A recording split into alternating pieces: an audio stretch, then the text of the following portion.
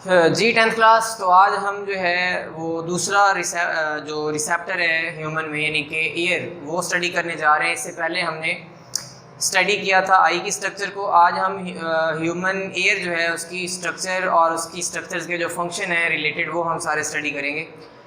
Human ear को basically 3 parts में divide किया जाता है, एक आउटर ईयर, फिर मिडल ईयर और फिर उसके बाद इनर ईयर। आउटर एयर जो है वो हमें नज़र आएगा, 2 चीज़ें उसमें हमें बेसिकली जो नज़र आती हैं। एक बाहर वाला बेटा जो स्किन का एक कार्टिलेज का बना हुआ और ऊपर स्किन उसके मौजूद होती है, जिसको नाम देते हैं आप पिन्ना का।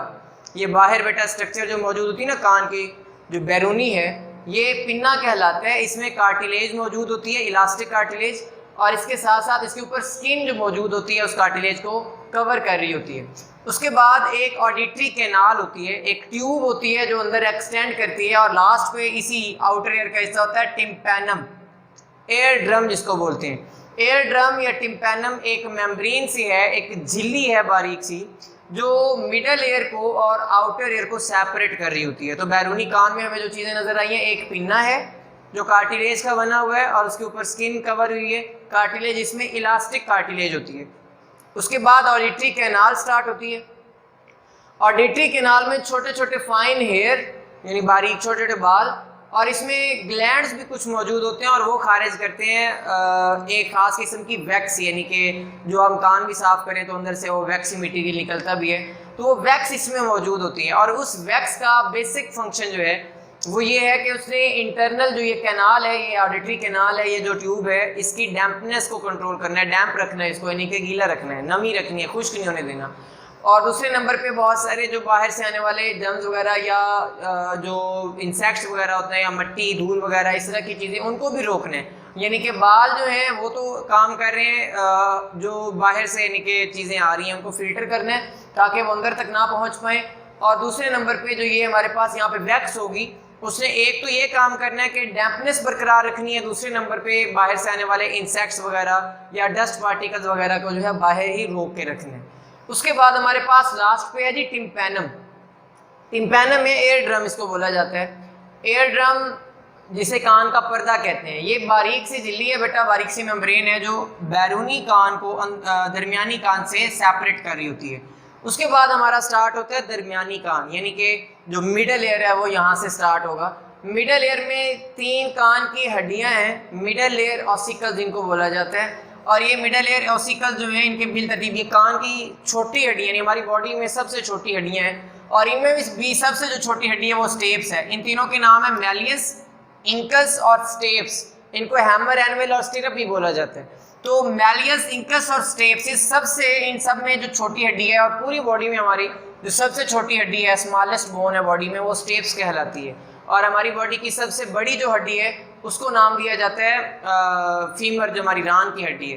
तो ये तीनों जो हड्डियां हैं इनमें देखें तो जो मैलियस वाली है, मैलियस डायरेक्ट टिम्पैनम के साथ अटैच है, और उसके बाद टिम्पैनम के साथ फौरी तौर पर अटैच है इंकस, और उसके साथ मौजूद है स्टेप्स। स्टेप्स के एंड पे एक मेम्ब्रेन मौजूद होती है, उसको आप नाम देते हैं ओवल विंडो का। क्या नाम देते हैं? Oval window.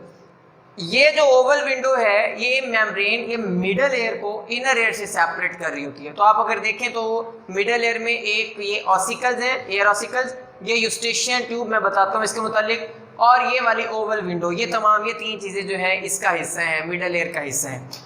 ये मिडल एयर ऑसिकल्स का काम जो है बेसिकली एक तो साउंड की वाइब्रेशन को यानी कि एम्पलीफाई करके आगे भेजना है, और दूसरे नंबर पे कुछ ना कुछ इनका किरदार एक्विलिब्रियम में भी होता है। ओवरऑल फिर जो ओवल विंडो है इसका अगर फंक्शन देखें तो हमने बोला है एक फंक्शन बेटा ओवल विंडो का याद रखिएगा, सेपरेट करना है मिडल एयर को इनर एयर से।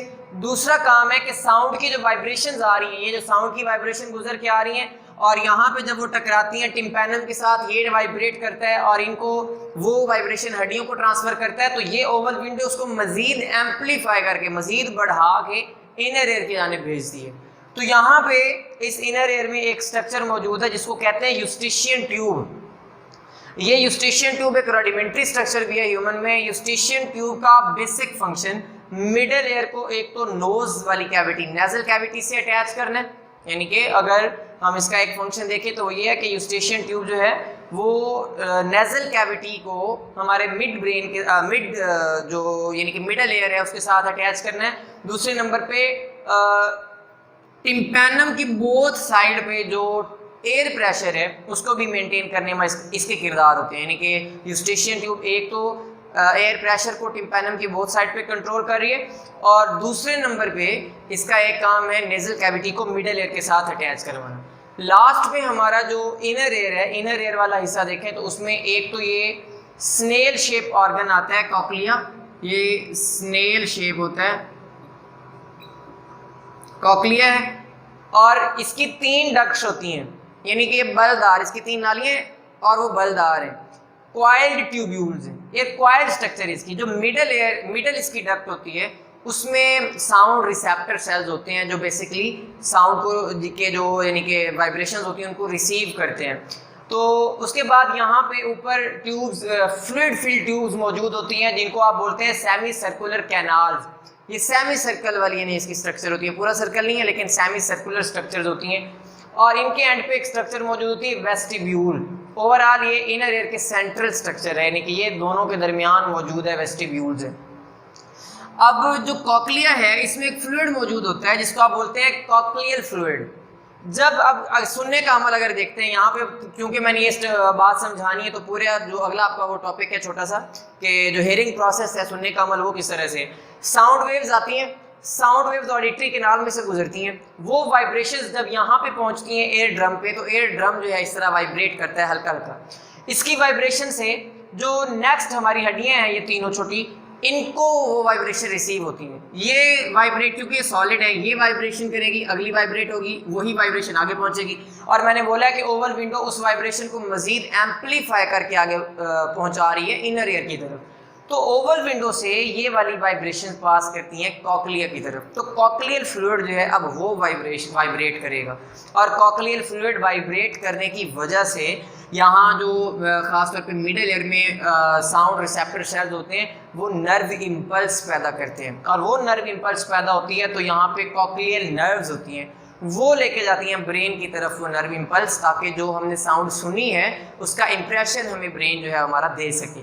तो उसके बाद ये जो दोनों है ना, ये सेमी सर्कुलर कैनाल और ये वेस्टिब्यूल्स, इन दोनों का काम बेसिकली हमारा जो एक्विलिब्रियम है उसको मेंटेन रखना है, हमारा तवाज़ुन बरकरार रखना है। ये जो वेस्टिब्यूल हैं और सेमी सर्कुलर कैनाल, यहाँ से वेस्टिब्यूल से भी एक नर्व निकलती है, इसको वेस्टिब्यूलर नर्व कहा जाता है। तो ये एक्विलिब्रियम के लिए है और ये साउंड के लिए बेसिकली। मैं एग्जांपल देता हूँ कि आपको कैसे समझ आएगी कि एक्विलिब्रियम कैसे।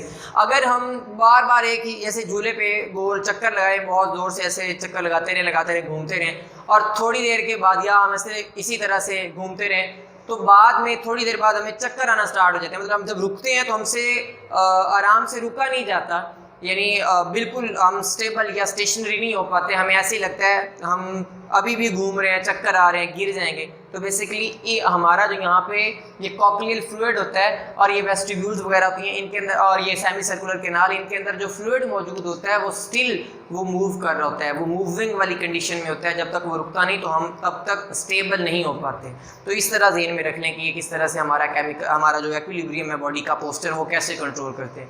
तो मैंने हेयरिंग का प्रोसेस भी बेटा समझा दिया है। मैं अगेन एक बार बता रहा हूँ, आउटर एयर में 2-3 चीज़ें हैं। एक हमारी ये पिन्ना है कार्टिलेज का बना हुआ, इलास्टिक कार्टिलेज होती है, उसमें एयर कैनाल है। इसमें याद रखना है कि जो वैक्स वगैरह है और जो ये छोटे छोटे बाल इनका क्या काम होता है। और टिम्पैनम क्या चीज़ है, टिम्पैनम एयर ड्रम है, एक बारीक मेम्ब्रेन होती है जो सेपरेट करती है मिडल एयर को और आउटर एयर को। फिर ये हड्डियाँ, मिडल एयर का हिस्सा ये हड्डियाँ हैं, ओवल विंडो है। और हमारे पास नेक्स्ट जो स्ट्रक्चर है बेटा ये यूस्टेशियन ट्यूब। यूस्टेशियन ट्यूब का एक काम है एयर प्रेशर मेंटेन करना और नेजल कैविटी को मिडल एयर से आपस में इनको मिलाना। और जो ओवल विंडो है इसका काम मिडल एयर को इनर एयर से सेपरेट करना। और देन हमारे पास ये जो कॉक्लियल फ्लूइड है, ये याद रखना है कॉक्लिया क्या होता है, किस शेप का है, कौन सी इसकी डक्ट है जिसमें साउंड रिसेप्टर सेल्स है। सेमी सर्कुलर कैनाल और वेस्टिब्यूल का मैंने काम बताया है कि केमिकल एक्विलिब्रियम जो हमारा बॉडी का एक्विलिब्रियम है वो मेंटेन करना है। और इनमें से जो नर्व्स निकलती हैं उनका भी अलग अलग इसी तरह से फंक्शन है। तो यहाँ तक बेटा हमारा जो है वो जो एयर है वाला टॉपिक है वो हमने कंप्लीट किया है। ये आपने ड्रा करनी है डायग्राम कोशिश करें कि इसको बेहतरीन तरीके से ड्रा करें और याद भी रखें, सिर्फ देख के ड्रा करना ना तो ज़ुबानी भी इसको ड्रा करना आपने सीखना है। अल्लाह